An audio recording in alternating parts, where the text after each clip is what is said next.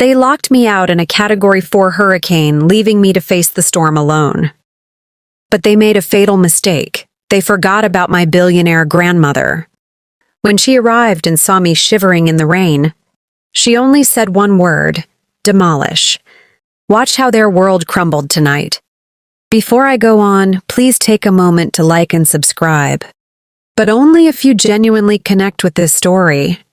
Drop a comment and let me know where you are watching from and what time it is there. I always love knowing who's listening.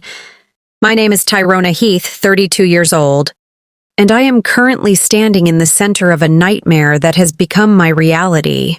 The sky above is a bruised purple, heavy with the weight of the encroaching storm that threatens to swallow this entire town whole. My skin is soaked, and every drop of rain feels like a cold needle piercing my shivering frame. Only moments ago, the mahogany door slammed shut with a finality that echoed in my chest. My parents stood there, their expressions twisted into masks of cold indifference, watching me through the reinforced glass. As the winds began to howl with predatory hunger, they had decided that my defiance at the dinner table was a transgression, punishable by exposure to the elements. The irony of it all is that I was only seeking the truth about my past, a truth they have been burying under layers of deceit for decades. Now, as the hurricane winds tear at the siding of the house and the trees whip violently against the darkening horizon, I am left to wonder if I will even survive the night. I watch them through the window, retreating into the warmth of the living room, completely oblivious to the shadow that is about to fall over their lives. They think they have discarded me like trash, but they have failed to realize that the foundations of their arrogance are crumbling, just as surely as the power grid is failing around us. The world is turning dark, but my eyes are finally adjusting to the chaos. And for the first time in my life, I am not afraid. I am waiting, watching the road, knowing that the past is coming back to collect its dues. The rain continues to lash against my skin, cold and relentless, turning the driveway into a river of dark, swirling mud. My teeth chatter, not just from the plummeting temperature, but from the electric anticipation pulsing through my veins like liquid fire. Inside that house, they are likely laughing, perhaps clinking glasses of wine, secure in their belief that they have successfully silenced the girl they never truly wanted. They chose their comfort over my survival, a choice they will soon regret with every fiber of their being. I keep my gaze locked on the bend in the road, where the dim yellow glow of headlights suddenly pierces the gloom, cutting through the driving rain like a blade. It is a long, sleek black limousine, moving with a steady, unstoppable grace that defies the chaos of the storm. The tires crunch over the gravel, the sound muffled by the roar of the wind, yet every rotation feels like the steady beat of a countdown clock. I press my palms against the cold brick of the exterior wall, grounding myself as the vehicle comes to a halt right before the gate. The tinted window of the rear door glides down, and for a fleeting moment, the world seems to hold its breath.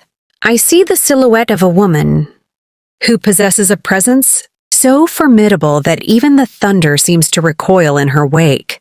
She is the embodiment of everything my parents tried to erase, a ghost from a past they thought was long buried. My heart pounds against my ribs, a frantic rhythm that matches the intensity of the hurricane. The car door opens and she steps out into the deluge, shielded by a massive black umbrella that seems to be the only stable thing in this entire chaotic, storm-tossed universe. She stands still, her eyes fixed on the house, and in that gaze, I see the weight of 1,000 secrets finally finding their way home.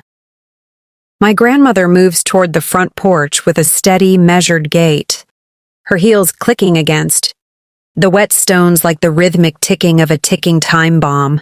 The storm intensifies, the wind shrieking through the trees, yet she does not hasten her pace.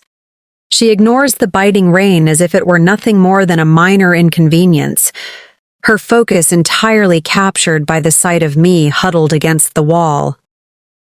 When she reaches the steps, she stops and tilts her head slightly, her gaze piercing through the gloom to meet mine.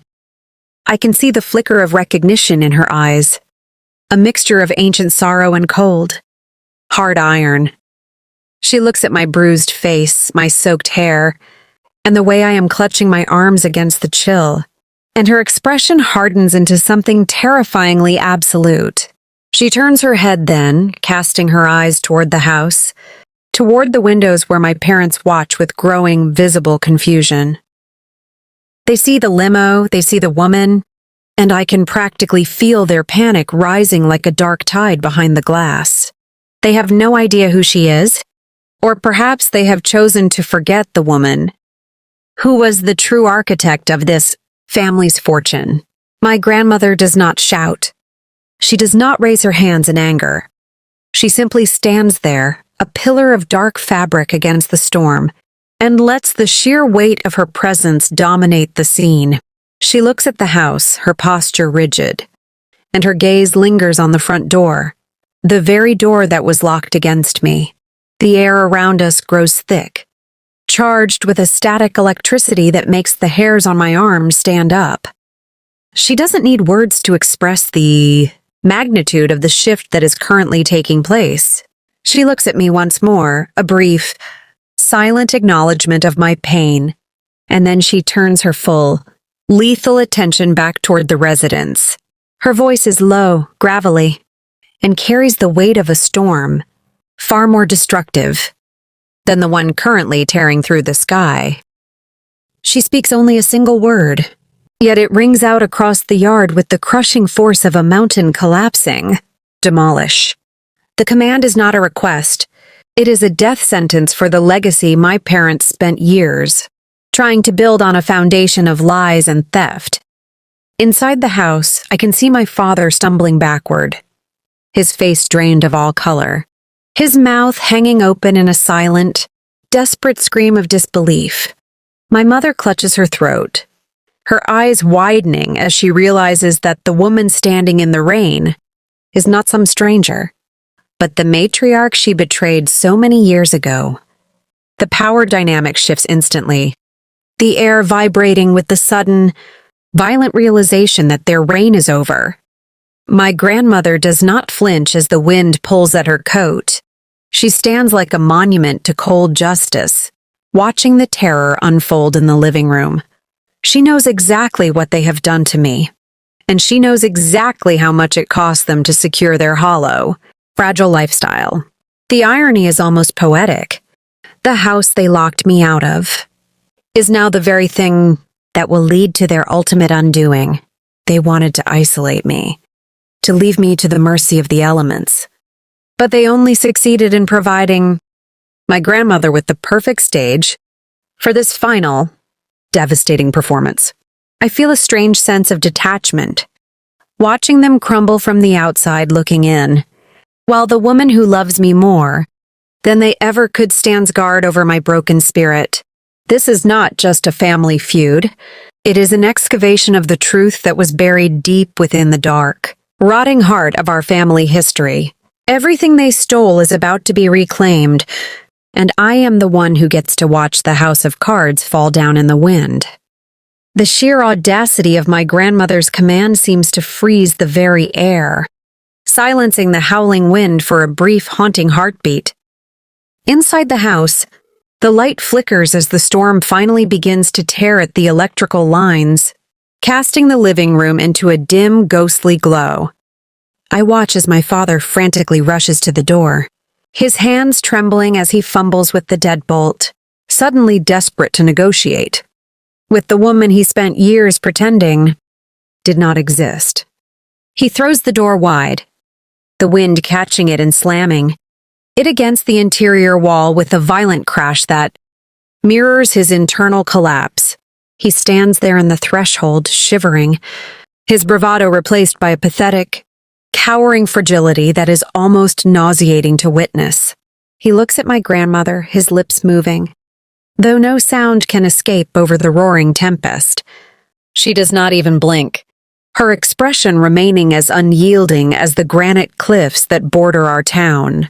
She slowly raises a gloved hand, pointing toward the foundation of the house, a gesture that carries the weight of 1,000 judgments. It is a terrifying sight, witnessing a man who once thought himself the master of his own destiny, reduced to such a spineless, sniveling heap of regret. He tries to point toward me, perhaps to use me as a shield, but her gaze snaps toward him, silencing his excuses before they can even be articulated. The power dynamic has tilted so drastically that the very atmosphere feels thin, suffocating, and heavy with the promise of imminent retribution. I stand in the mud, feeling the cold seep into my bones, yet my heart is warming with a dangerous, exhilarating sense of vindication that I have never known. The storm continues to rage, but the real violence is happening right here, between these people in the silent, lethal space where the truth is finally demanding its long overdue and bloody satisfaction. My mother emerges from the shadows of the hallway, her face a pale mask of absolute paralyzing terror. She clings to the door frame, her knuckles white, staring at the woman she had once called mother-in-law with a look of pure, unadulterated dread. Years of comfortable lies and stolen inheritance are evaporating in the harsh, wet glare of the storm. My grandmother takes a single predatory step forward, and the sound of her heavy heel sinking into the soft, rain-soaked earth sounds like a gunshot in the oppressive silence. She does not look at me yet. She is too busy carving her mark into the psyches of the people, who thought they could discard me like unwanted furniture. My father attempts to step down from the porch, his hand outstretched in a pathetic gesture of truce, but my grandmother simply shifts her gaze, and he recoils as if he had been physically struck by an invisible, crushing hand. The atmosphere is thick with the scent of ozone and the metallic tang of impending ruin, a sensory overload that makes my head spin. I watch them. These two people who raised me with cold indifference and calculated cruelty, now reduced to trembling specters in their own home. It is a spectacle of karmic justice, unfolding in real time under the violent canopy of a hurricane that seems to be screaming in solidarity with my long-suffering, silent rage. They are realizing that their protection, their status, and their influence are nothing more than illusions when faced with the raw, focused fury of someone who has nothing left to lose and everything to reclaim. The world around us is falling apart, trees snapping like twigs in the distance. Yet my focus remains entirely on the crumbling expressions of the two people who thought they held all the power, now realizing they are completely, utterly, and finally undone. The wind howls, a chorus of wild spirits, mocking the fragile sanctuary they built upon the debris of my father's stolen life. My grandmother moves with a fluidity that defies her years, stepping onto the porch with such authority that the wood seems to groan in submission beneath her boots. My father shrinks back, his eyes darting toward the darkness of the yard, as if searching for an escape route that no longer exists. There is no mercy in her eyes, only a cold, reflective mirror of the pain I have endured while living under their iron-fisted rule. She reaches into her coat pocket, producing a document that catches the dim porch light, a crisp white weapon that will dismantle their entire world. The sight of it makes my mother gasp, a sharp, ragged sound that is quickly swallowed by the gale. They know what that paper contains. They know the evidence of their fraud is finally being brought into the light of the storm. The realization hits me with the force of a tidal wave. This was never just about a dinner argument or my defiance. This was a trap laid long ago, and we have finally reached the climax of their long, slow undoing. My grandmother stares at them, her silence more terrifying than any scream, and I watch the color drain from their faces until they look like ghosts in the night. The rain continues to pour, washing away the dirt of the garden, but it cannot cleanse the filth of the greed that has defined our existence for over a decade. I stand in the mud, witnessing the architect of my misery, finally facing the collapse of her own construction. The storm outside is merely a reflection of the internal tempest that has been brewing in my heart, and as the lightning flashes, illuminating the terror on their faces, I know that for the first time, I am not the one shivering in the cold. They are. My father drops to his knees, a hollow sound against the hard wood of the porch, his pride shattering like glass under the weight of my grandmother's unwavering, icy stare. He begins to babble excuses, incoherent pleas that the wind tears away before they can even reach my ears. But his words are utterly meaningless now. My mother, once the queen of this domain, collapses beside him, her hands covering her face as she sobs, though I feel not a single drop of sympathy for her performance. The irony is suffocating. They treated my existence as an inconvenience, a small pebble in their shoe, and now they are being crushed by the avalanche. They themselves triggered through years of cold, calculating deception. My grandmother turns her head slowly, her eyes finally finding mine across the distance of the yard, and for a fleeting second, the coldness in her gaze softens into something resembling a grim, hard-won pride. She sees that I am still standing, that I have not been broken by the storm or their abandonment, and that realization seems to fuel her resolve even further. She waves a hand toward the limousine, and two figures in dark suits step out into the rain, moving with the precision of a clockwork mechanism. They do not look at my parents. They look only at the house, the physical manifestation of the stolen legacy that my grandmother has come to reclaim. The world feels as though it is tilting on its axis, the familiar suburban landscape transforming into a battlefield where the only prize is the truth. The hurricane is the perfect backdrop for this final act, a chaotic, swirling vortex of destruction that matches the absolute, total erasure of the life I once knew. My parents are no longer parents. They are merely shadows fading away into the misery of their own making, while the future begins to take shape in the dark, pouring rain before me. The two men in dark suits advance toward the house with a terrifying, rhythmic purpose that makes my father scramble backward, his hands scraping uselessly against the wet floorboards. My grandmother stands back, a silent observer of the dismantling process, her posture remaining perfectly rigid, even as the gusts of wind threaten to knock less sturdy souls off their feet. She is the anchor in this storm, the singular force of nature around which all this chaos revolves, and watching her take control of our destiny is the most empowering sight of my life. She doesn't have to raise a finger. She simply exists, and in her presence, the illusions that have defined my entire adulthood are being systematically stripped away. The men reach the threshold and stop, waiting for a signal from the woman, who commands them with only the slightest inclination of her head. My mother is shrieking now, a high, thin sound that cuts through the wind, pleading for mercy where none will be found. But her words are just static against the backdrop of the hurricane. The house itself seems to tremble, the windows rattling in their frames, as if the structure understands that its time has come to an end. It is a house built on theft, on the erasure of a man I barely remember, but have always felt in the hollows of my own existence. Seeing it now, I realize it was never a home, but a vault where they hid their secrets and their shame. The rain is blinding, soaking through my layers until I am shivering violently. Yet my mind is completely clear, focused on the shifting reality unfolding before me.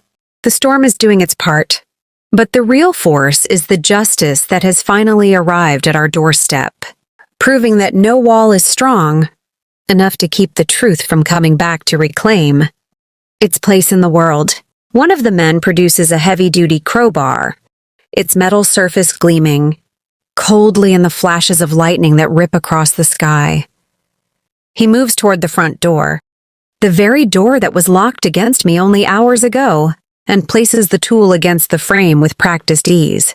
My mother screams, a raw, jagged sound that signals the final collapse of her fragile reality. But the man doesn't pause. his movements clinical and precise. With one mighty heave, the wood splinters, the sound of tearing timber echoing through the yard like a gunshot, and the entryway gives way to his relentless force.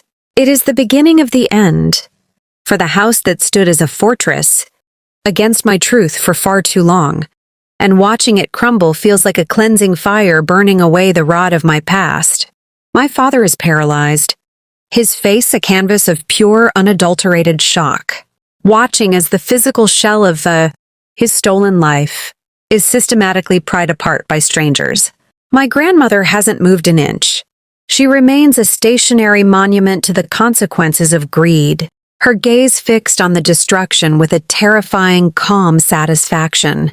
The house groans, the foundation shivering as the wind rushes into the opening, carrying the smell of wet drywall and forgotten secrets out into the night. It is a symphony of wreckage, a beautiful, violent dismantling that signifies my liberation from the suffocating influence of these people who called themselves my parents.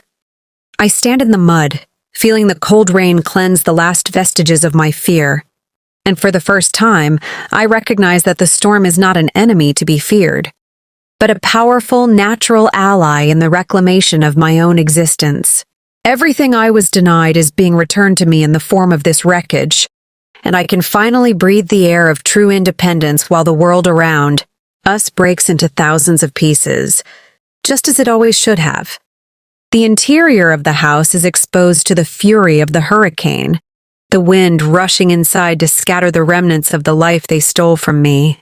Papers from the desk are caught in the vortex, swirling into the night like a frantic, desperate flock of white birds, while the curtains tear away and whip into the darkness. I watch as the men move through the living room with cold efficiency, identifying every piece of luxury bought with the blood and sacrifice of my father's legacy. My parents have retreated to the edge of the lawn, huddled together in the mud, pathetic and diminished. Their status vanished as surely as the structure they worshipped. The rain is unrelenting, washing away the manicured landscaping of their pride and replacing it with the raw, chaotic energy of the earth reclaiming its space. My grandmother walks slowly toward the wreckage, her steps heavy and deliberate, each one a nail in the coffin of their deception. I follow behind her, my own feet finding purchase on the broken path, feeling a surge of strength that I had buried beneath years of silence and compliance. She stops at the threshold of the demolished entrance and looks at me, her face finally softening with a look of profound, enduring love.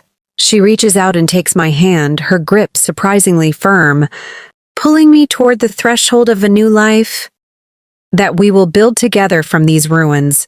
The house is a hollow shell, its secrets exposed to the elements, and as the storm rages, I realize that I am no longer the girl who was locked out in the rain.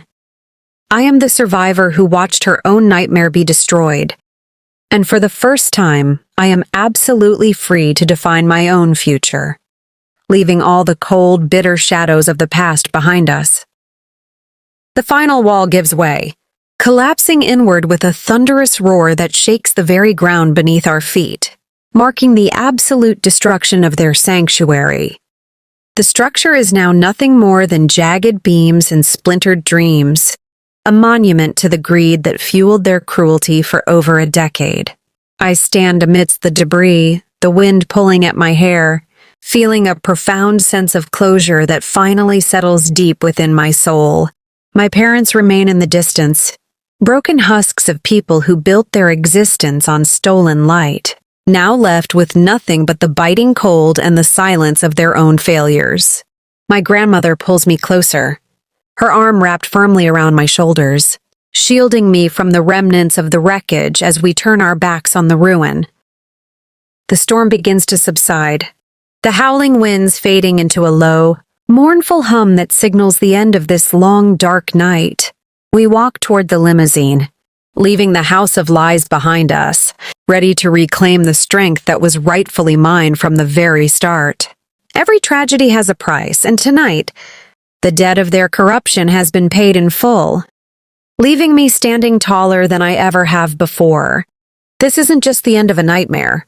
It is the genesis of a new, relentless version of myself, forged in the fire of resilience and the cold iron of absolute justice. I have survived the hurricane. I have survived their betrayal. And now I am ready to seize the life that was always meant to be mine. The world looks different from this side of the struggle, sharper, clearer, and finally, entirely within my grasp. If you want to know what it feels like to reclaim your life from those who tried to bury your light forever, then you know exactly what to do. Like and subscribe to follow my journey as I transform from the victim of their malice into the master of my own future.